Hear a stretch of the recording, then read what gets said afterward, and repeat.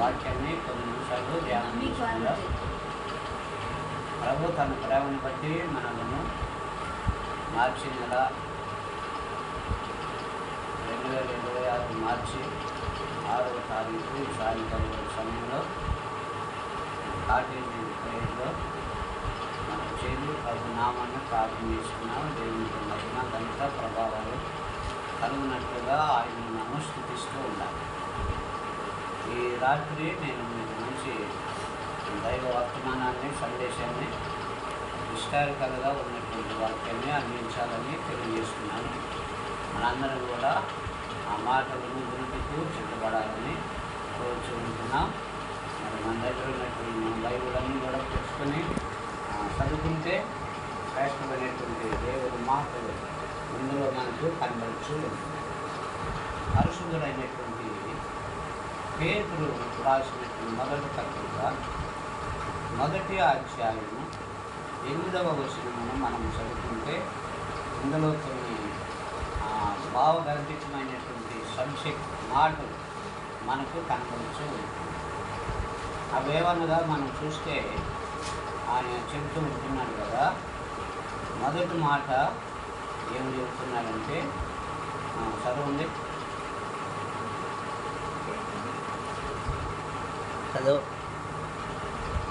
మీరు ఆయనను చూడకపోయినాను. అమ్మ మొదటి పేతురు 5వ అధ్యాయము 8వ వచనం. నిబ్బరమైన బుద్ధి గలవారై, అది మొదటి మాట, నిబ్బరమైన బుద్ధి గలవారై మెలకువగా ఉండుడి. మెలకువగా ఉండుడి. మీ విరోధి అయిన అపవాది, మీ విరోధి ఉన్న అపవాది గర్జించు సింహము వలె, గర్జించు సింహము వలె ఎవరిని మింగుదునా అని వెదకుచూ తిరుగుచూ ఉన్నాడు. కనుక ఇక్కడ ఈ పేతురు రాసినటువంటి పత్రిక చాలా ఇది విశేషమై ఉంటున్నటువంటి భావంతో కూడినటువంటి వాగ్దానం మాట. ఈ వాగ్దానపు మాటలు అంటున్నాడు. మొదటిది సంఘానికి తెలియజేస్తున్నాడు పేతురు గారు. పేతురు అంటే దేవుని సన్నిధిలో యేసయ్యకు మొదటి శిష్యుడు. గలిలయ సముద్రమున చేపలు వేస్తుండగా, వలలు వేస్తుండగా, చేపలు పడుతూ ఉంటుండగా యేసు ప్రభువుకు దొరికినటువంటి మొదటి శిష్యుడు పేతురు. అందుకనే యేసు ప్రభు పేతురును ఏ చిన్న విషయం అయి ఉన్నా పేతురుకు తెలియజేసేవాడు. ఎందుకంటే ప్రధాన శిష్యుడు అనమాట. యేసు 12 మందిలో మొదటివాడు పేతురు. పేతురు అంటే 2 అర్థాలు ఉన్నాయి. మొదటి అర్థం ఏంటంటే పేతురు అనగా పెట్రాస్ అని చెప్పనని అంటున్నాడు. రెండవది మనం చూస్తే ఉరివేడి వాడు, బలమైనటువంటి వాడని. పెట్రాస్ అనగా రాయి, అంటే బలమై ఉన్నటువంటి రాయి లాంటి వాడు పేతురు యొక్క హృదయము. రెండవది ఉరివేడి వాడు.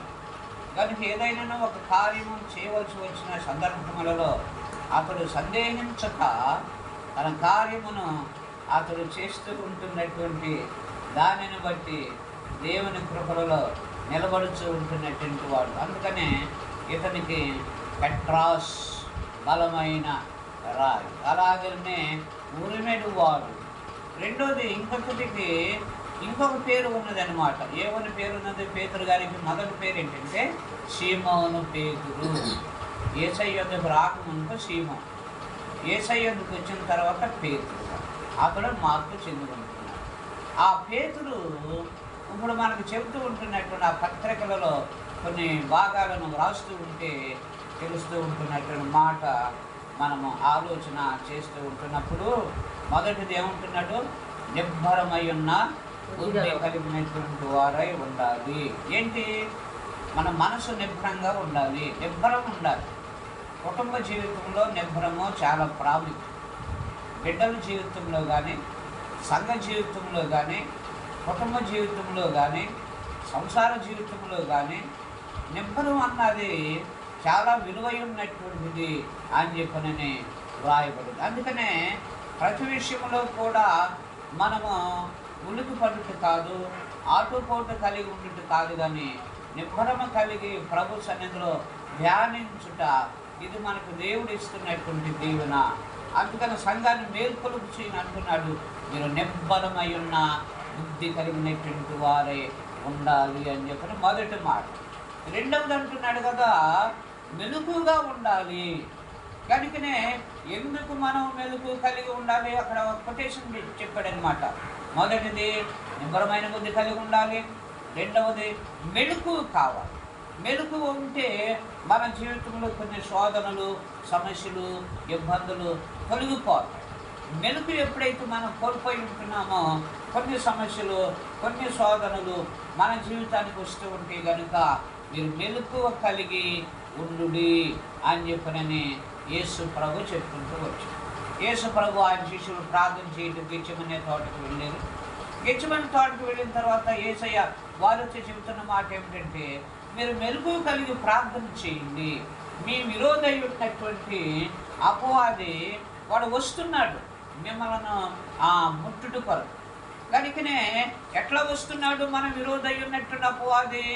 గార్జించు సింహము వలె ఎవరిని మృంగుదునా అని చెప్పనని వాడు వస్తూ ఉంటున్నాడు. కనుక మీరు ఎలా ఉండాలని చెప్పనని అంటున్నాడంటే, మెలకువ కలిగి ఉండాలి.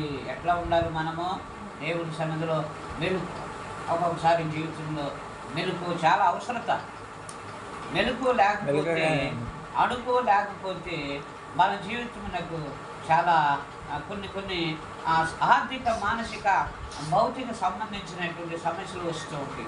అందుకని మెలకు కలిగి ఉంటూ ఉండాలి అని చెప్పినని వ్రాయబడింది. రెండవది మన విరోధి ఉన్నటువంటి అపవాది. వాడి పేరేంటంటే అపవాది. చెప్పండి, అందరు చెప్పండి. అపవాది. యేసు ప్రభువును అపవాది శోధించి 40 దినములు యేసు ప్రభు ఉపవాస ప్రార్థన చేయుటకు అపవాది వచ్చి అరణ్యానికి తోడుకొని వెళ్ళిన తర్వాత 40 దినములు అక్కడ ఉపవాసం అయిపోయిన తర్వాత వచ్చి ఈ అపవాది యేసు ప్రభుని 3 ప్రశ్నలు వేసి 3 విధములుగా శోధించి, మొదటి శోధన ఏమనగా చూస్తే, నువ్వు దేవుని కుమారుడు అయితే ఈ రాళ్లను రొట్టెలుగా చేసుకున్నామని మొదటగా యేసు ప్రభుని శోధించి, అక్కడ అపవాది ఓడిపోయి, మనుషుడు రొట్టె వలన మాత్రమే బ్రతకనై ఉంటున్నాడన్న సంగతి నీకు తెలియదా అని చెప్పనని అని అక్కడ సాతానును ఓడించాడు. రెండవది మళ్ళా అపవాది ఒక ఎత్తైనటువంటి ఒక శిఖరం మీదకు తీసుకుని వెళ్ళిపోయి ప్రపంచం అంతటిని చూపించి నువ్వు దేవుని కుమారుడు అయి ఉంటున్నట్లయితే అక్కడ నుండి కిందకు దూకము అని చెప్పనని చెప్పుకుంటూ వచ్చింది రెండవసారి. కనుకనే మరి అక్కడ సాతానుడు ఓడిపోయాడు. ఆయన దూతలు తన దాసుని కాపాడునన్న సంగతి నీవు ఎరుగవా అని చెప్పి అనేసరికి అక్కడ కూడా అపవాది ఓడిపోయాడు. మూడవసారి ఒక ఎత్తై ఉన్నటువంటి మరి ఒక పర్వతం మీద తీసుకుని వెళ్ళి అపవాది యేసు ప్రభు దగ్గరికి వచ్చి ఏమంటుందంటే, నువ్వు దేవుని కుమారుడు అయి ఉన్నట్లయితే ఇదిగో ఈ లోక రాజ్యములన్నీ కూడా నేను నీకు ఇస్తాను. ఈ రాజ్యం అంతా నాదే. ప్రపంచంలో ఉన్నటువంటి అన్ని దేశాలకి నేనే అధిపతిని, నేనే రాజుని, నేనే మంత్రిని, నేనే సమస్తమును, నేనే నడిపిస్తున్నాను. దేశాన్ని నడిపిస్తున్నాను, ప్రపంచాన్ని నడిపిస్తున్నాను, సమాజాన్ని నడిపిస్తున్నాను. ప్రపంచమంతా ఇన్ మై కంట్రోల్, నా చేతిలో ఉన్నది. నువ్వు ఒక్కసారి నాకు నమస్కారము చేయము అని చెప్పననే అపవాది యేసు ప్రభువును ఇలాగున అడిగి, అప్పుడు యేసయ్య అన్నాడు కదా, సాతానా, నీ దేవుడై ఉన్నట్టున్న యెహోవా మినహా పైనున్న ఆకాశం అందు కానీ, క్రిందన్న భూమి ఎందు కానీ, భూమి క్రింద నేడు ఎందు కానీ ఏ స్వరూపమున నీవు పూజ చేసుకొనకూడదు, దానికి నమస్కారము చేయకూడదన్న సంగతి నీకు తెలియదా అని చెప్పనేసరికి అపవాది అక్కడ ఓడిపోయి వెళ్ళిపోయిందంట. కనుకనే అది వెళ్ళిపోయినప్పటికీ కూడా దేవుని బిడ్డలను శోధిస్తూనే ఉంటాయి, క్రైస్తవ సమాజాలను శోధిస్తూనే ఉన్నది, యేసు ప్రభువును శోధిస్తూనే ఉన్నది, సంఘాలను శోధిస్తూనే ఉన్నది, కుటుంబాలను శోధిస్తూనే ఉన్నది, జీవితాలను శోధిస్తూనే ఉన్నది. వాడు శోధకుడు. అందుకనే వాడు గర్జించు సింహము వలె ఎవరిని మృంగుదునా అని చెప్పనని వాడు ఏం చేస్తున్నాడంట, తిరుగులాడుచు ఉన్నాడు. చదవండమ్మా మాట ఒకసారి, మరొకసారి. మనం నిబ్బరమైన చదువుకుంటూ బుద్ధి వస్తే, గలవారై నిబ్బరమైన బుద్ధి గలవారై మెలకువగా మెలకువగా ఉండుడి. ఉండుడి. నీ విరోధి అయిన విరోధి అయిన అపవాది గర్జించు సింహము గర్జించు వలె సింహం వలె ఎవరిని మింగుదునా ఎవరన్నా మృంగుదునా అని చెప్పని వెదకుచు తిరుగుచు ఉంటున్నాడు. ఏం చేస్తున్నాడంట? ఏం చేయాలనుకుంటున్నాడంట వాడు? మృంగవలెనని. ఎవరిని మృంగుదునా అంటే ఎవరిని ఆ అపవాది తన స్వాధీనంలోకి తీసుకును అని చెప్పిన వాడు ఎదురు చూస్తున్నాడు. వాడు కనిపెడుతూ ఉంటున్నాడు. అందులో ఆ సాతానుడు అపవాది మృంగివేయబడినటువంటి వారిలో భక్తులైన వారు ఉన్నారు, విశ్వాసులైన వారు ఉన్నారు, బోధకులు అయినటువంటి వారు ఉన్నారు, సమాజంలో ఉన్నవారు ఉన్నారు, పెద్దలలో ఉన్నవారు ఉన్నారు. వీరందరినీ కూడా మృంగివేసింది అపవాది. బైబిల్లో బాహ్యంగా మనం ఆలోచిస్తే ఆదామును మృంగివేసింది, అవ్వమ్మను మృంగివేసింది, కయ్యూనును మృంగివేసింది. కనుకనే ఆదామును అవ్వమ్మను దేవుని యొక్క సన్నిధిలో మృంగివేసి దేవునికి దూరస్తులుగా చేసేసింది అపవాది. ఎందుకనగా దేవుడు మీకేమైనా చెప్పి ఉంటున్నాడా అని చెప్పనేసరికి తనలో ఉన్నటువంటి మర్మమును దాచుకొనలేక అపవాదికి అందించింది. మీరు దేవతల వలె ప్రకాశిస్తారు అని చెప్పనని ఎప్పుడైతే చెప్పిందో వెళ్ళింది, ఒడి నిండా ఆ కాయలను కోసుకుంది, తెచ్చుకుంది, ఆమె తినినది, ఆమెతో పాటు తన భర్తకు ఇచ్చినది. అతడు వారి కన్నులు వారి దేహము తెరవబడింది, దేవునికి దూరం అయిపోయారు. అక్కడ అవ్వముని ఆదాముని మృంగివేసింది, దేవునికి విరోధులుగా చేసి. ఎవరిని మృంగుదునా? రెండవదిగా మనం జ్ఞాపకం చేసుకుంటూ వస్తే కయ్యూను యొద్దకు వచ్చి, కయ్యూను ఏబేలు వారిరువురు సహోదరులు. కానీ కయ్యూను పెద్దవాడు, ఏబేలు చిన్నవాడు గొర్రెలు కాపరి, పెద్దవాడు వ్యవసాయకుడు. కనుకనే చిన్నవాడు అయి ఉన్నటువంటి ఏబేలు తీసుకుని వచ్చినటువంటి అర్పణ దేవునికి ఇస్తే దేవుడు అంగీకరించాడు. అనగా గొర్రెలలో, మేకలలో, పశువులలో బలమై ఉన్నటువంటి వాటిని తీసుకుని వచ్చి దేవునికి ఇచ్చాడు. దేవుడు ఏబేలు అర్పణను అంగీకరించాడు. కయ్యూను అర్పణ మరి త్రోసివేసాడు, అంగీకరించాడు. అంటే ఈ అర్పణ సరైనటువంటిది కాదు కనుక దేవుడు ఆ అర్పణను త్రోసివేసాడు. కనుకనే ఈ త్రోసివేసిన వెంటనే కయ్యూనులో అపవాది దూరి ఏం చేసిందంటే ఏబేలును చంపివేయుటకు, నరహత్య చేయుటకు ప్రారంభించింది. అన్నారా? మొట్టమొదటి నరహత్య బైబిల్లో ఇక్కడ జరిగింది.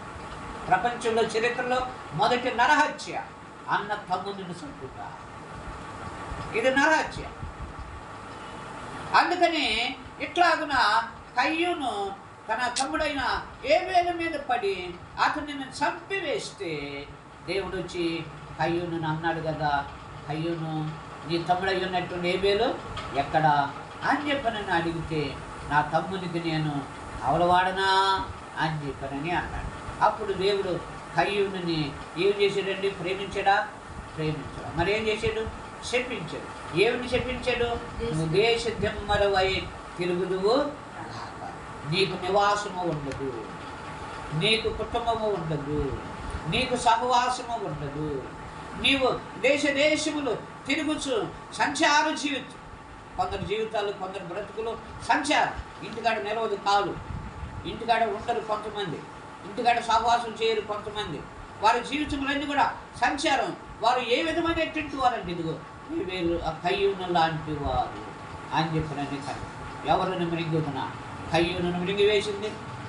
చెప్పండి, ఆదామును మృంగివేసింది, అవ్వమ్మను మృంగివేసింది.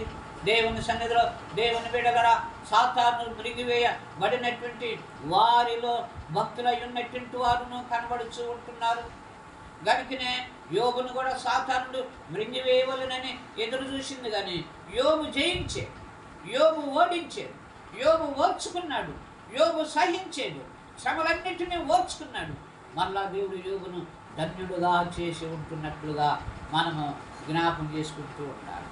అదే ప్రకారముగా మనం చూస్తూ ఉంటున్నట్లయితే దేవుని యొక్క వాక్యంలో దేవుని బిడ్డలారా యోసేపు యొక్క జీవితంలో తన అన్నలు యోసేపును పట్టుకున్నారు, చంపివేశారు, గోతులు పడవేశారు, ద్రోహులుగా చేశారు, అమ్మివేశారు, తీసుకుని మళ్ళీ చెరసాల్లో బంధించారు. ఆయనను యోసేపును సాతానుడు మృంగివేయలేక అతనికి పక్షముగా దేవుడు సహాయం చేసి అతనిని కొట్టిన వారు, అతనిని తిట్టిన వారు, అతనిని దూషించినటువంటి వారందరూ మరలా యోసేపు యొద్దకు వెళ్ళి జీవనాన్ని తెచ్చుకున్నారు. వారు పోషించబడ్డారు. పోషకులై ఉంటున్నట్లుగా యోసేపు మనకి కనబడుతుంది. అందుకనే మునిగివేయబడినటువంటి వారి చరిత్ర బైబిల్లో ఉన్నది. కృంగిపోయినటువంటి వారి చరిత్ర బైబిల్లో ఉన్నది. లొంగిపోయినటువంటి వారి చరిత్ర అనగా ప్రతి చిన్న కార్యాలు, ప్రతి చిన్న సమస్య, ప్రతి చిన్న అవిధేయతకు లొంగిపోయి బానిసలైపోయి బ్రతికే సమాజము చాలామంది ఉంటున్నారు. అందుకనే అపవాది ఏం చేస్తుంది? ఎవరిని మృంగుదునా అని చెప్పనని వారు వెదకుచ్చు తిరుగులాడుచు ఉంటున్నట్లుగా చూస్తూ ఉన్నాం. అలాగనే మళ్ళా ఈ అపవాది ఎవరిని మృంగివేసింది అన్నది మనం తన వశాన చేర్చుకుంది. అనగా బైబిల్ మనం జ్ఞాపం చేసుకుంటూ వస్తే సంసోను మనకి కనబడుతూ ఉంటున్నాడు. అతడు బలశాలి, అతడు యుద్ధ వీరుడు, అతడు పౌరుషం కలిగిన వాడు, అతడు ఆ ఉన్నతమైనటువంటి ఆశీర్వాదం కలిగినటువంటి వాడు, నాజీరు వ్రతము ధరించినటువంటి వాడే, సమర్పణ చేయబడినటువంటి వాడే. కానీ ఒక చిన్న పిల్ల యొద్ద అతడు బానిస అయిపోయి దేవునికి దూరం అయిపోయి కళ్ళు తీవేయబడి తల వెంట్రుకలు తల బోడి చేయబడి కన్నులు తోడివేయబడి జీవితాన్ని దేవుని బిడ్డ నిరాశ నిస్పృహలలో అతని యొక్క బ్రతుకంతా కూడా మారిపోయి బందీ గృహ శరసాలలో బంధించబడి దాగోను గుడిలో అతడు చనిపోయి పాపములో సంసోను పడిపోయి, అలాగనే అధికారములో దావీదు పడిపోయి, అలాగనే ఇంకా వివిధమైనటువంటి పరిస్థితులలో భక్తులై ఉన్నటువంటి వారందరూ పడిపోయి. అందుకనే మీ విరోధై ఉన్నటువంటి అపవాది ఏం చేస్తుంది? ఎవరిని మృంగాలి, ఎవరిని ఎక్కడ గాలం వేయాలా అన్నది వాడు ప్రయత్నం చేస్తూ ఉంటున్నట్లుగా మనము జ్ఞాపకం చేసుకుంటూ ఉండాలి అని చెప్పనని వాక్యం మనకి తెలియజేస్తూ ఉంటుంది. రెండవదిగా మనం చూస్తే లోకంలో 5 విధములైనటువంటి వారు ఉన్నారంట. వినడమ్మా, నా వైపు నేను చెప్పేసి ముగించేస్తాను. లోకంలో 5 విధములైనటువంటి వారు ఉన్నారు. మొదటి వారు చూస్తే గురుద్రోహి, రెండవ వారు చూస్తే పితృద్రోహి, మూడవది చూస్తే మాతృద్రోహి, నాలుగవది చూస్తే స్నేహద్రోహి, ఐదవది చూస్తే దేవుని యొక్క సన్నిధిలో దైవద్రోహి. ఈ 5 విధములైనటువంటి వారు సమాజంలో ఉన్నారు. చెప్పండి, వారు అందరి పేరు చెప్పండి. మొదటగా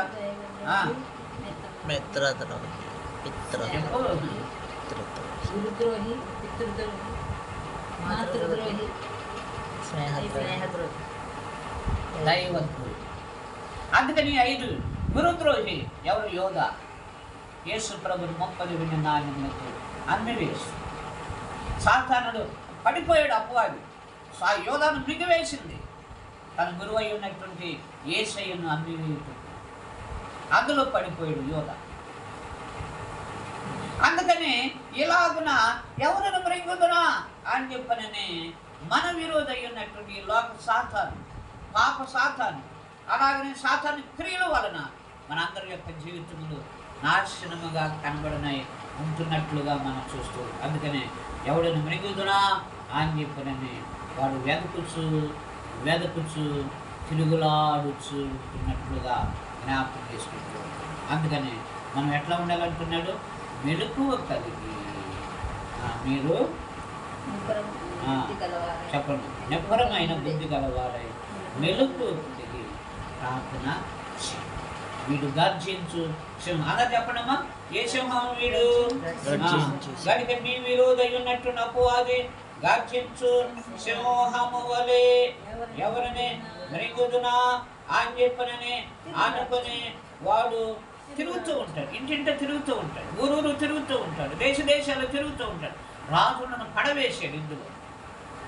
కనుకనే చక్రవర్తులు పడిపోయారు, మహారాజులు పడిపోయారు, మేధావులు పడిపోయారు.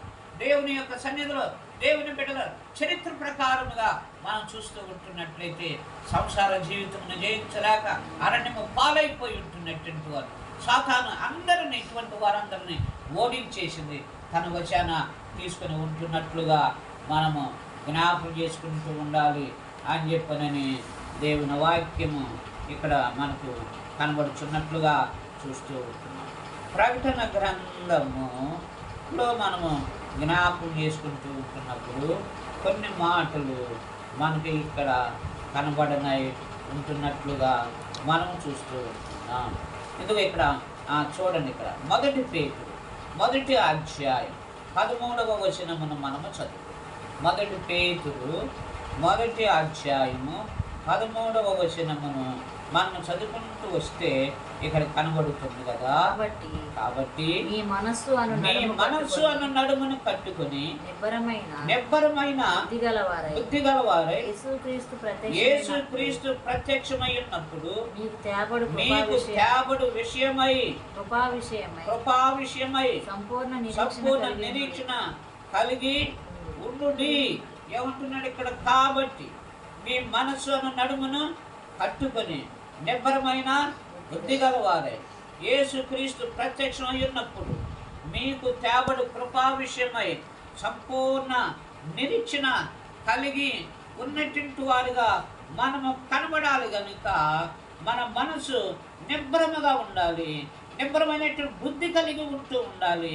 మన మనసు అనుచున్నట్టు నడుమును మనం కట్టుకుంటూ ఉండాలి, లొంగిపోకుండా అలాగనే పాపంలో జారిపోకుండా మన మనస్సును మనం కట్టుకొనిచున్న బిడ్డలుగా కనబడుచు ఉండాలి అని చెప్పనని దేవుని యొక్క లేఖన వాగ్దానము ఇక్కడ మనందరికీ ఇలాగున తెలియజేయబడుచున్నట్లుగా మనం చూస్తాం. వీడు అపవాది సామాన్యమై వినండి, ముగించేస్తాడు. వీడు అపవాది సామాన్యమై ఉన్నటువంటి వాడు కాదు. చరిత్ర ఫ్రమ్ ద బిగినింగ్, సృష్టి ఆది నుండి సృష్టి అంతం వరకు వీడు ఉన్నటువంటి వాడు, ఆదిలో ఉన్నటువంటి వాడు, మధ్యలో ఉన్నటువంటి వాడు, అంతములోనూ ఉన్నటువంటి వాడు, త్రికాల జ్ఞాని దేవుడైతే వీడు కూడా త్రికాల జ్ఞానంలో తన పనిని తాను చేసుకుంటూ త్రిలోక జ్ఞాని వీడు. అందుకని ఏం చేస్తూ ఉంటున్నాడు ఇక్కడ మనం చూస్తే సాతానుడు ప్రకటన గ్రంథం 19వ అధ్యాయం 9వ వచనం చదవండి ఒకసారి. ప్రకటన గ్రంథము 12వ అధ్యాయము 9వ వచనమును మనము చదువుకొని ఉంటున్నప్పుడు ఇక్కడ అంటున్నాడు కదా, ఏమని అంటున్నాడంటే చదవమ్మా. కాగా సర్వలోకమును మోసపుచ్చుచు అపవాదనియు సాతాననియు పేరుగల ఆది సర్పమైన ఆ మహాఘట సర్పము పడద్రోయబడెను. అది భూమి మీద పడద్రోయబడెను. దాని దూతలు దానితో కూడా పడద్రోయబడిరి. దీనికి ఏమైనా పేరుంది ఇప్పుడు ఇక్కడ అంటున్నాడు. కాగా సర్వలోకమును మోసపుచ్చు అపవాదనియు మొదటి మాట, సాతాననియు రెండవ మాట, ఆది సర్పమనియు మూడవ మాట, మహాఘట సర్పమనియు నాలుగవ మాట. వీడికి ఉన్నటువంటి టైటిల్స్. అందుకని వీడు ఏం చేస్తూ ఉంటున్నాడు అన్నది ఇక్కడ మనం చూస్తే కనబడుతుంది. అపవాదనియు సాతాననియు పేరు గల ఆది సర్పమై ఉంటున్న మహాఘట సర్పము పడద్రోయబడింది. ఎక్కడి నుండి పడద్రోయబడింది? పరలోకం, మధ్యాకాశం నుంచి భూమి మీదకు పడద్రోయబడింది. భూమి మీదలో ఉన్నటువంటి ఏదైనా అవ్వమ్మ ఆదాములను ఏదైనా తోటలో పడద్రోయబడి వాళ్ళను పాడు చేసి ఉంటున్నట్టు కనుకనే వీడు నాశన పుత్రుడు అని చెప్పనని వారి చాట వ్రాయాలి. ఈ అపవాది కనుక ఏ పుత్రుడు? వీడు నాశన పుత్రుడు. వాడు నాశనము చేయనటువంటి వాడు అని చెప్పనని ఇక్కడ మనకు. అందుకని మీరు నిబ్బరం కలిగి ఉండండి. వాడు మృంగవలనని ఎదురు చూస్తూ ఉంటున్నాడు. ఆది సర్పం, మహాఘట సర్పం కనుకనే 12 తలలు కలిగినటువంటి ఆది సర్పము దీనికి పేరు అనమాట. ఆదిశేషుడు మొదటివాడు. శేషుడు అంటే మనకు తెలుసు కదా. కనుకనే ఆదిశేషుడు మొదటివాడు సాతాను. వాడు పడద్రోయబడ్డాడు. మధ్యాకాశం నుండి పడద్రోయబడ్డాడు. అక్కడ పతనం అయిపోయాడు. అక్కడ నుండి భూమి మీదకి పడద్రోయబడ్డాడు.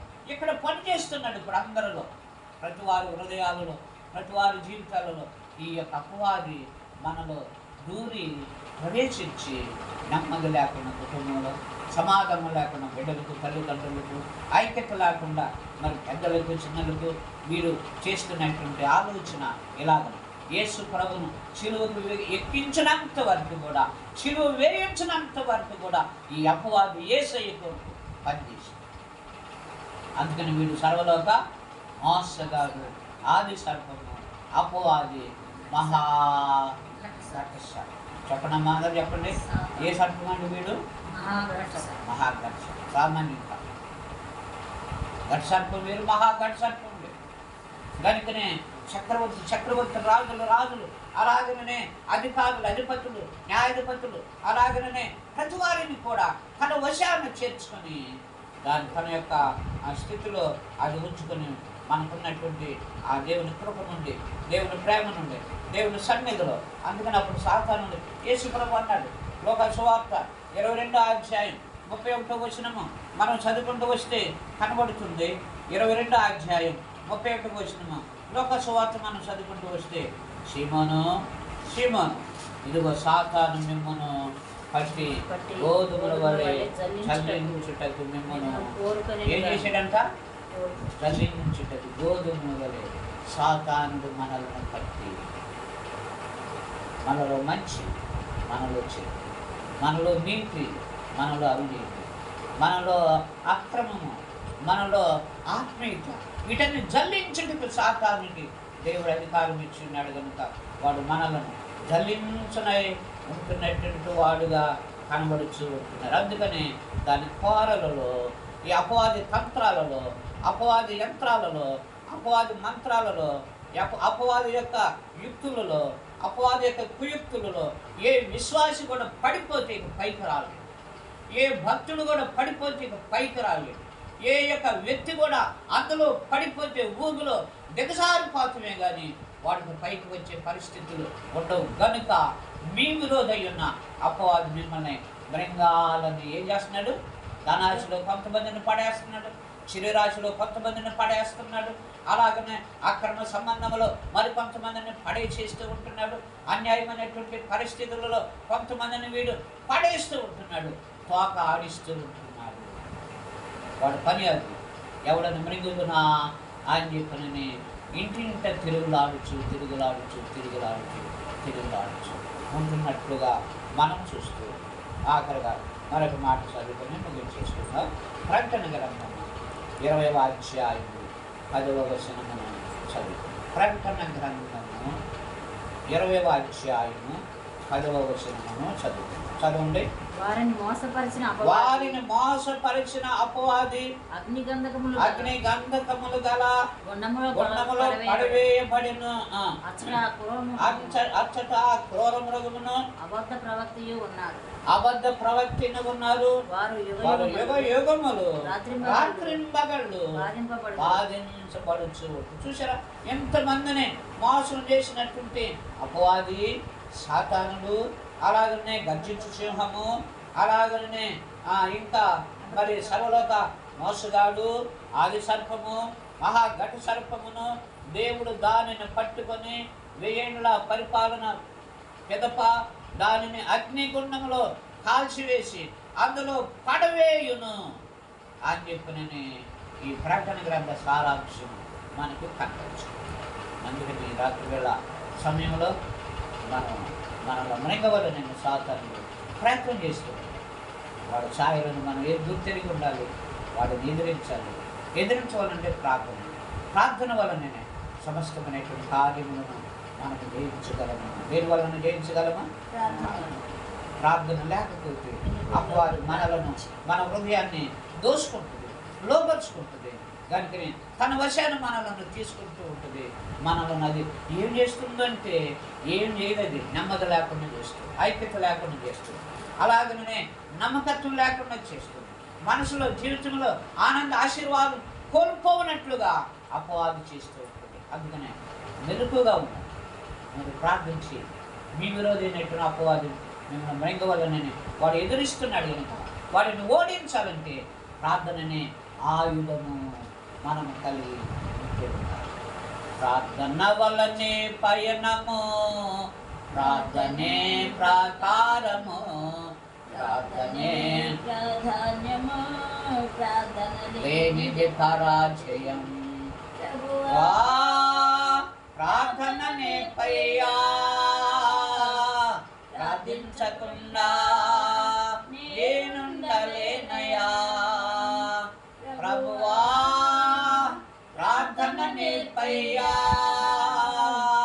ప్రార్థించకుండా నేనుండలేనయా. నీ పాదాలు తడపకుండా నా పయనం సాగదయా. నీ పాదాలు తడపకుండా నా పయనం సాగదయా. ప్రార్థన వలనే పయనము, ప్రార్థనే ప్రాకారము, ప్రార్థనే ప్రాధాన్యము, ప్రార్థన లేనిది పరాజయం. అది అందుకని మన జీవితంలో ప్రార్థననే ప్రాకారం. మన ఇంటి చుట్టూను, మన కుటుంబం చుట్టూను, మన బిడ్డల చుట్టూను, మన సమాజము చుట్టూను దేవుని బిడ్డలారా ఎప్పుడైతే ఉంటుందో సాతాను ఓడిపోదు. అందుకనే యోబు చుట్టూను దేవుడు ప్రార్థననే కంచె ఉన్నది కనుక సాతానుడు లోపల ప్రవేశించలేకపోయాడు. యోబు చుట్టూను ప్రార్థననే కంచె ఉంది. మన ఇంటి చుట్టూ కూడా ప్రార్థననే కంచె ఉండాలి.